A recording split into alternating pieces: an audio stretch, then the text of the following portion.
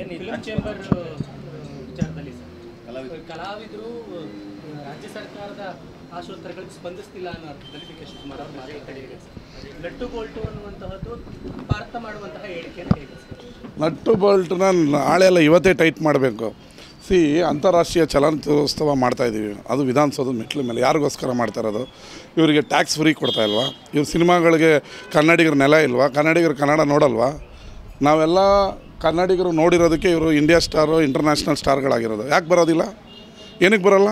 ಇದು ಅದೇ Kannada ಫಿಲಮ್ಗೆ tax free ಮಾಡಿ, PVR ಕಡಿಮೆ ಮಾಡಿ, ಅದು ಮಾಡಿ ಇದು ಮಾಡಿ ಅಂತ ಕೇಳ್ತಾರಲ್ಲ, ಯಾಕೆ ಬರೋಲ್ಲ ಇವರು? ಪ್ರಶಸ್ತಿ ಕೊಡ್ತೀವಿ ಅಂದರೆ ಒಬ್ಬರು ಪ್ರಶಸ್ತಿ ನಟ ಟ್ವೀಟ್ ಮಾಡ್ತಾರೆ, ಕನ್ನಡಿಗರಿಗೆ ಅವಮಾನ ಮಾಡ್ತಾರೆ. ನಾನು ಪ್ರಶಸ್ತಿ ತಗೊಳ್ಳೋದು ಬಿಟ್ಟು ಭಾಳ ವರ್ಷ ಆಗೋಯ್ತು. ಹಿಂದಿದವ್ರು ಕರೆದ್ರೆ ಓಡೋಗ್ಬಿಟ್ಟು ತೊಗೋತೀರಾ? ಕನ್ನಡಿಗರಿಗೆ ಕೊಟ್ಟರೆ ಅಷ್ಟೊಂದು ಕಾಲು ಕಸನ ನಿಮಗೆ?